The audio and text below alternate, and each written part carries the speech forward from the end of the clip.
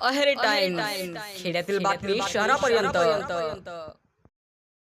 खरीप हंगामाच्या पार्श्वभूमीवर अहेरी तालुक्यात युरिया व DAP खतांची तीव्र टंचाई निर्माण झाल्याने राष्ट्रवादी काँग्रेस शरद पवार गट यांच्या वतीने उपविभागीय कृषी अधिकारी कार्यालयावर आंदोलन करण्यात आले। या आंदोलनाचे नेतृत्व माजी जिल्हा परिषद अध्यक्षा भाग्यश्री आत्राम हलगेकर यांनी केले। आंदोलनादरम्यान शेतकऱ्यांना तातडीने खत उपलब्ध करून देण्याची मागणी करण्यात आली।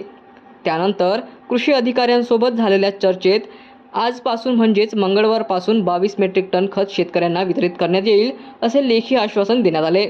यामुळे शेतकऱ्यांनी समाधान व्यक्त केले। यावर माजी जिल्हा परिषद अध्यक्षा भाग्यश्री आत्राम काय म्हणतात ते आपण जाणून घेऊया।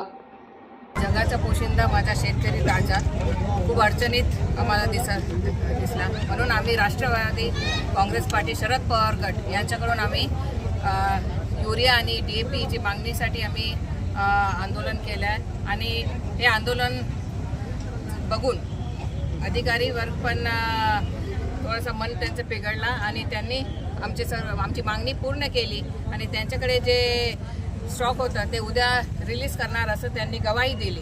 बाकीचे पण मागणे आमचे होते, पण आम्ही हे जे आमचे शेतकरी लोकांचे जे दुःख दर्द होतं त्यांना दिसत नव्हता, म्हणून आम्ही त्यांना चष्मा दिला की कमीत कमी ते लावून आमचे शेतकरी लोकांचे दुःखदर्द बघतील आणि त्यांचे जे समस्या आहे ते निवारण करण्याचा ते प्रयत्न करतील।